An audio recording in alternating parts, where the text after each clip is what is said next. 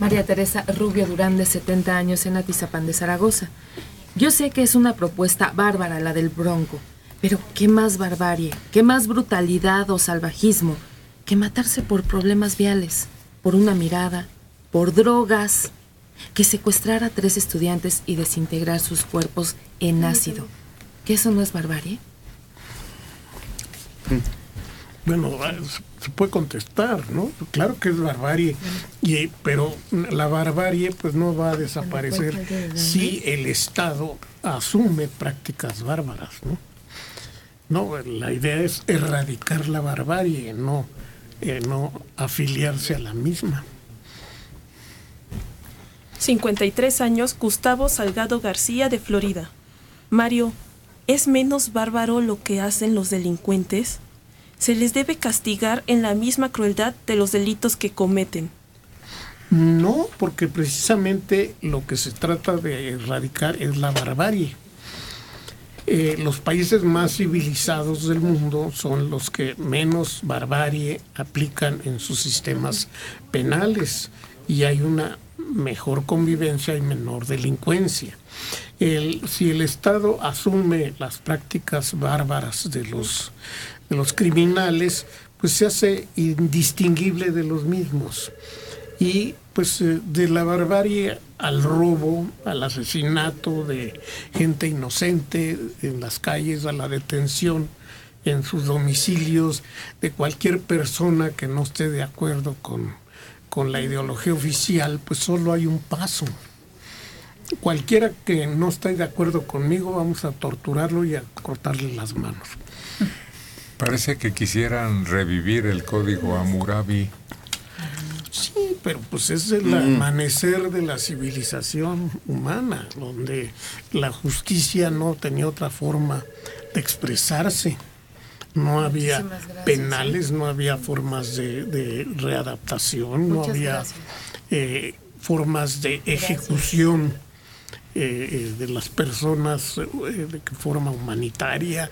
En fin, estamos proponiendo volver a la edad de las cavernas como remedio contra la criminalidad, y no, hay que alejarse de esa visión. No hay que volverse criminal para combatir a los criminales. No se van a ir. ¿Y entonces qué hacemos? Aplicar las leyes y procurar que el medio ambiente en que se dieron esos criminales ya no propicie la formación de los mismos, como pues logrando sociedades justas, en donde haya educación, donde haya trabajo. Ese es de lo que nunca hablan nuestros queridos candidatos. Solo se encuentran la forma de evitar que las hojas caigan del árbol. Pues no pueden ser. ¿No es la misma barbarie matar a un hombre sentenciado a muerte, solo que atenuando su sufrimiento final, de todas maneras, ejecutándolo? Pues sí, por eso ha ido desapareciendo la pena de muerte. Y en los mismos Estados Unidos, cada vez más estados de la Unión han ido aboliendo la pena de muerte. Quedan algunos notables en donde se precian de ser los que más se ejecutan, pero la delincuencia tiene exactamente los mismos niveles que en estados donde ha sido abolida la pena de muerte. No, yo me refiero a la civilidad, que consiste ahora en aplicarles un atenuante de la conciencia y luego la ejecución de otra inyección que ya resulta mortal. ¿Allá hay ya civilización? Pues claro, no necesariamente, porque a veces no funciona eso. Entonces, sabemos cómo son estas autoridades que prefieren aplicar estas penas a personas que consideran indignas de ser ciudadanos de Estados Unidos. Y ellos lo manejan como una muerte humanitaria. ellos así lo consideran, pero al final le estás quitando una vida.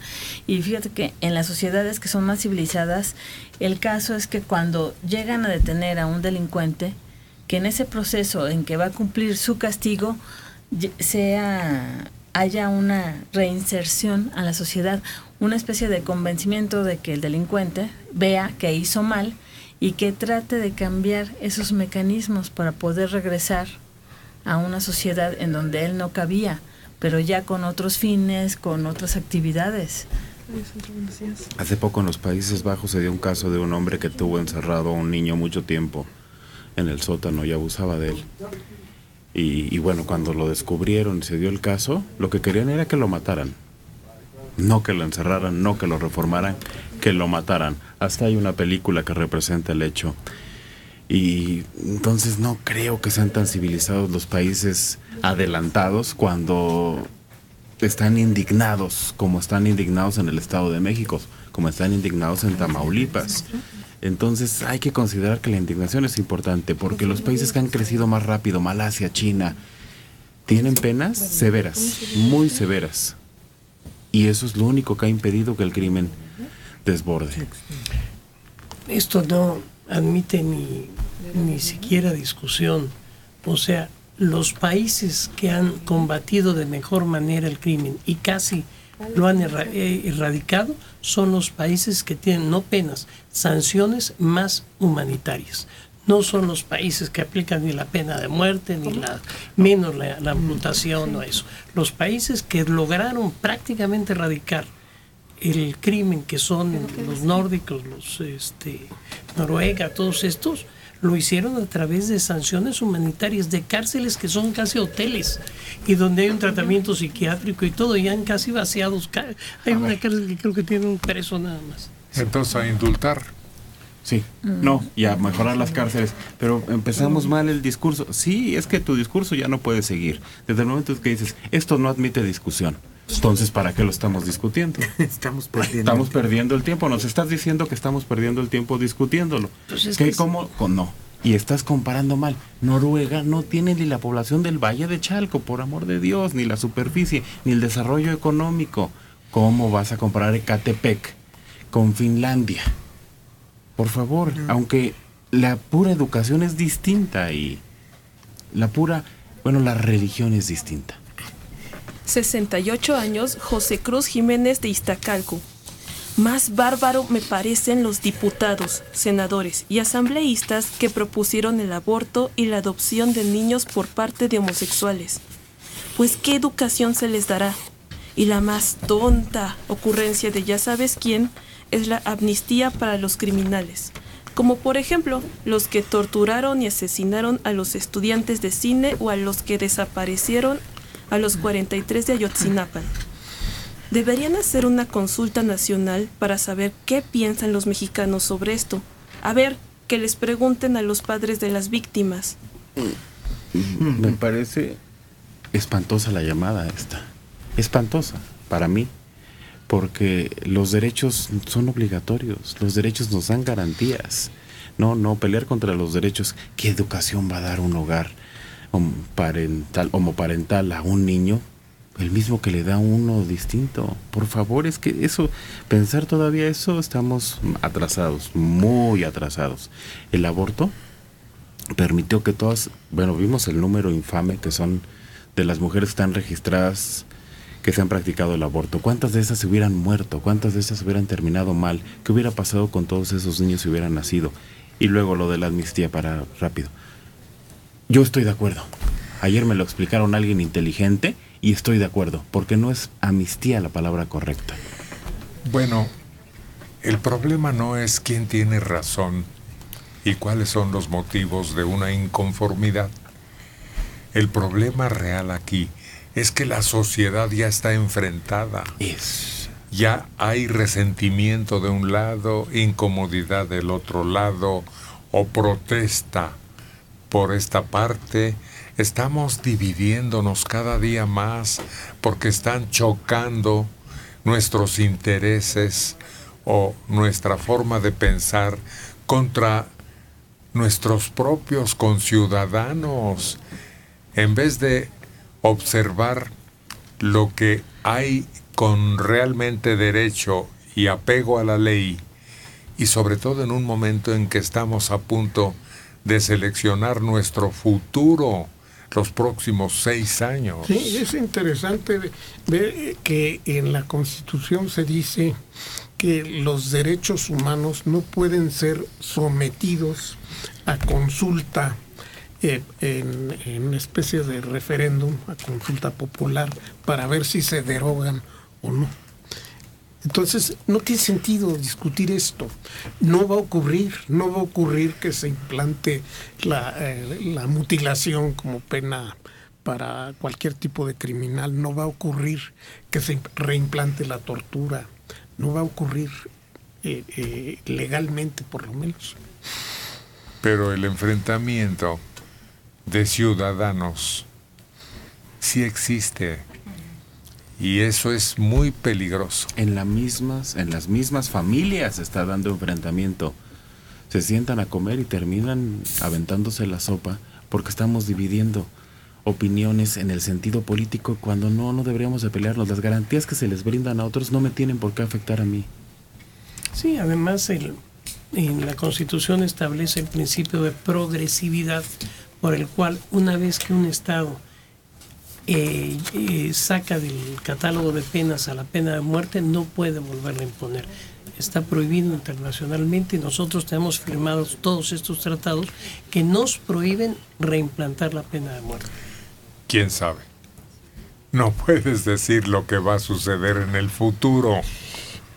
Pues sí, puede llegar un dictador que extralegalmente reimplante no solo la pena de muerte, sino la ejecución en público, la tortura, todo eso.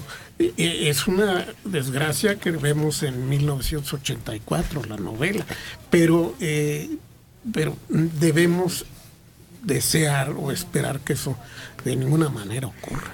Hay que ver a Filipinas, cuyo mandatario decidió él mismo ejecutar y pedir a los demás que se reimplantara ese sistema de eliminar a los mala sangre. Además, la gente no es que quiera la pena de muerte, quiere que le quiten la ejecución de la pena de muerte a los criminales.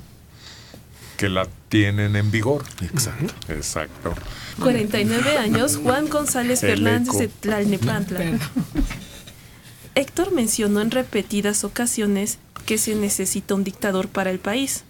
En el Bronco veo atisbos del mismo.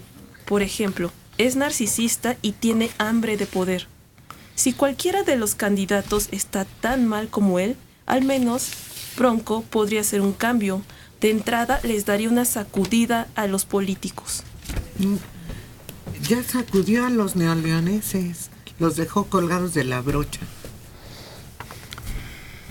A todos los neoleoneses, así no que hizo nada. Nada absolutamente. Catalina Nieto de la Rosa, 61 años, en Ciudad Neza. Yo creo que los que no están a favor de la pena de muerte es porque no han sufrido algo realmente fuerte. Hace 5 años me mataron a mi hijo, tenía 25 años y era lo único que tenía. Somos comerciantes y por sacarnos dinero le arrebataron la vida a mi hijo. Él era lo más valioso. Es como si me hubieran matado a mí. Me dejaron sin cabeza y yo por eso estoy a favor de la pena de muerte. Pero fíjate que no dice si los capturaron o no. Creo que la importancia es que los capturen. Ya lo que les hagan después es otra discusión. Pero si no los capturan, ¿de qué sirve que haya pena de muerte? O de que lo que lleva más bien a que capturen a cualquiera y lo ejecuten. Y digan, ya le matamos a su deudo, antideudo. Un hombre de 60 años en Tláhuac. Soy jubilado. Trabajé 35 años en un reclusorio de la Ciudad de México. En 2012 me jubilé, era custodio.